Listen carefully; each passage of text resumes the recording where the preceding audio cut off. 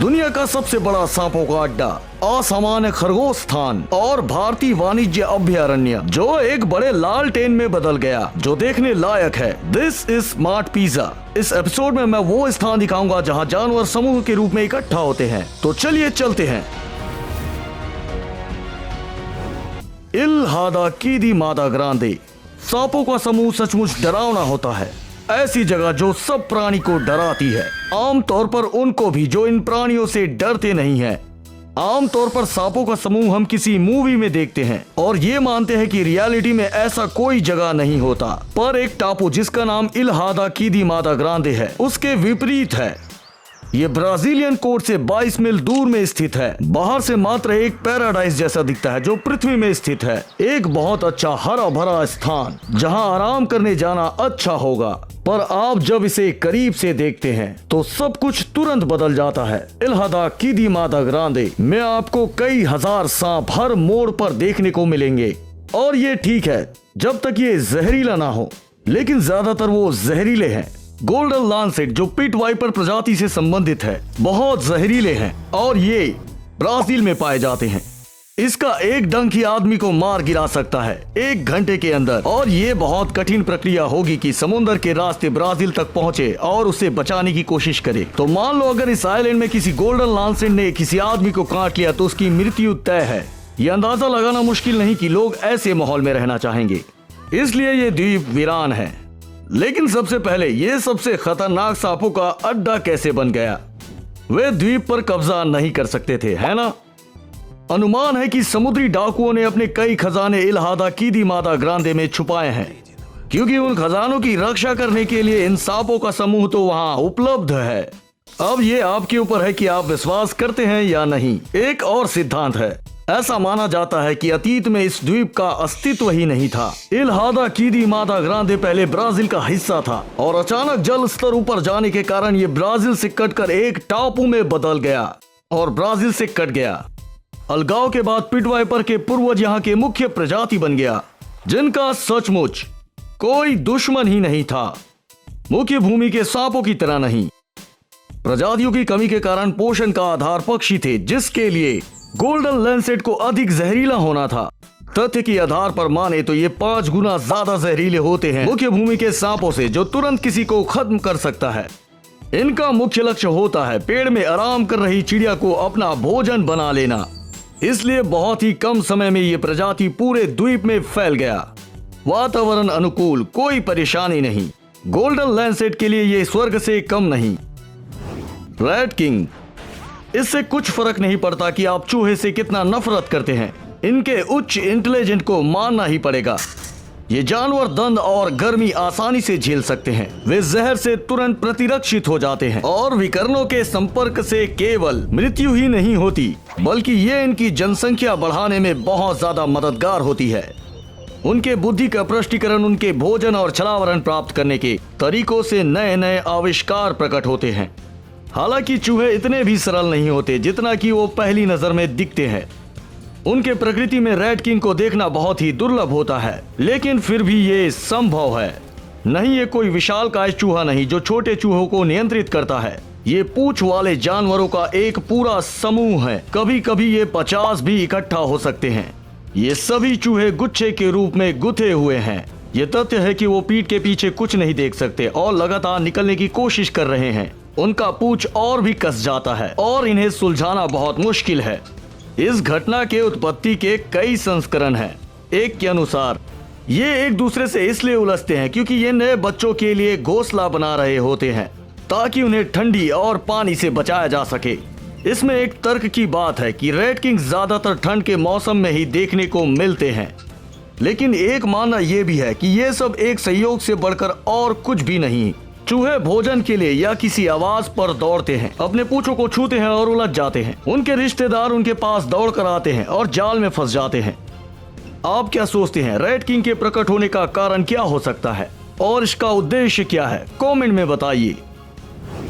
क्या आपने कभी बायोलुमिनेसिस का नाम सुना है? ये एक रासायनिक प्रक्रिया के कारण होता है जिसके कारण जीवित जीव चमकने लगते हैं। खैर, ये वही चीज है जिसके कारण भारतीय वाणिज्य अभयारण्य में जुगनू चमकते हैं। ये शानदार है, वो जगह जहाँ खतरनाक और विशाल जानवर जैसे हाथी और चीते शासन करते हैं, जिसके कारण इन छोटे जीवों को उनका मंच मिल जाता है। रात होते ही लाखों नहीं बल्कि अरबों रोशनी से जंगल जगमगा उठता है। इन कीड़ों में एक विशेष प्रकाश अंग होता है जो रात के वक्त चमकने लगता है। इन कीड़ों का प्रकाश डालना मिलन के लिए एक संदेश होता है। ऐसा अक्सर वो एक दूसरे से संवाद करते हैं, आने वाले खतरे के बारे में सूचित कर सकते हैं या गुमराह कर सकते हैं। एक शिकारी जुगनू जो अपने प्रजाति का शिकार करते हैं। क्या आप सोच सकते हैं, एक मादा जानबूझकर रोशनी प्रकट करती है जैसे वो संभोग के लिए तैयार हो। हालांकि कोई पुरुष अच्छे इरादों के साथ इसके साथ मिलने के लिए आता है तो उनके ऊपर दया किए बिना उन्हें मुंह के ऊपर दबा दिया जाता है। इन बगों के साथ एक और जादुई चीज है, ये अपने जन्मदाताओं के साथ तालमेल बिठाए रखते हैं। ये लाखों जीव एक साथ जलते और बुझते हैं, एक अनोखे पैटर्न बनाते हैं और अलग अलग टुकड़ों में बढ़ जाते हैं। निसंदेह ये हर जुगनू प्रजाति में नहीं पाया जाता कि वो एक साथ जले और एक साथ बुझे। इसके अलावा इनके चमकने की क्षमता इनके रहने वाले स्थान पर निर्भर करता है, लेकिन बाघ अभयारण्य में ये बहुत ऊंचा है, इसलिए स्थानीय जंगल रोशनी और छाया के रंगमंच में बदल जाता है। गुलाबी फ्लामिंगोस। कमारक फ्रांस के दक्षिण में एक पार्क है और यूरोप की एकमात्र जगह है जहां गुलाबी फ्लेमिंगोस देखे जा सकते हैं।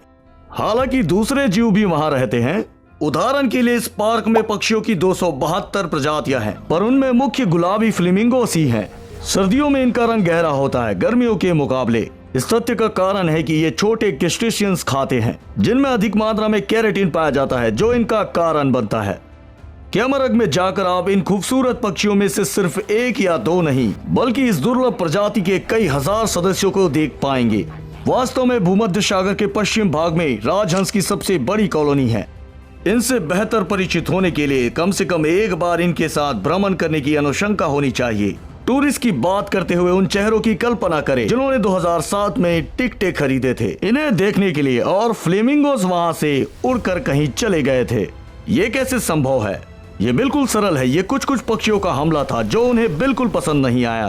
पास के नमक कारखाने की गतिविधि के कारण खारे पानी में लैगून को पंप करने के रूप में दुष्प्रभाव सामने आया।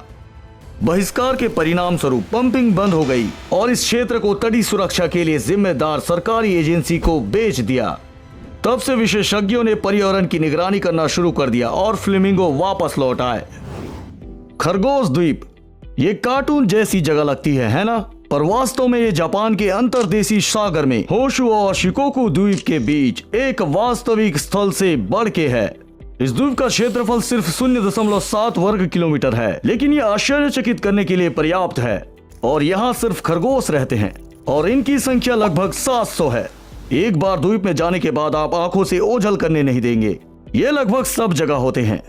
ये जंगली जानवर हैं, लेकिन भूख के कारण इनमें भय और आत्म संरक्षण की प्रवृत्ति लगभग पूरी तरह से रहित है।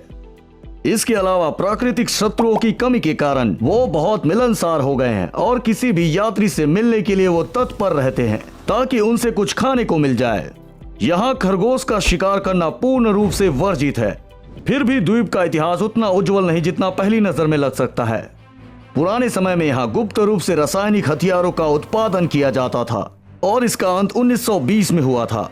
यह अंदाजा लगाना आसान है कि इस वजह से द्वीप नक्शे से मिट गया, इसलिए किसी को पता नहीं चला। समय बीतता गया, बाहरी लोगों का प्रवेश वर्जित हो गया और यहाँ 6000 टन जहरीले गैस का उत्पादन होता था।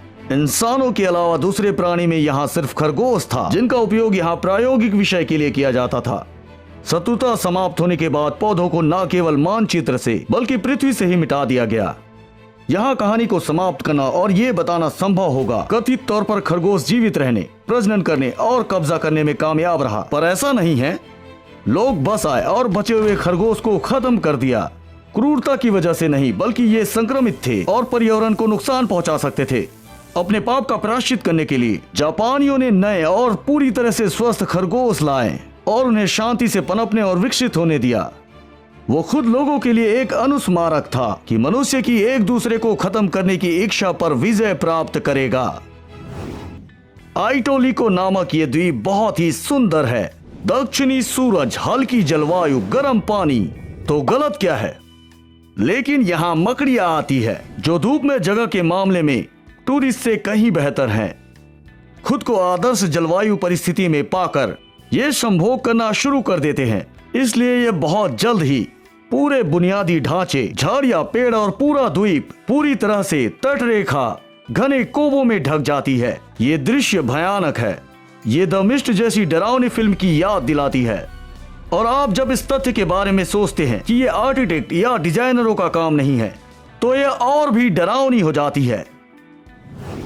That's all guys। इनमें से कौन सी जगह आप जाना चाहेंगे?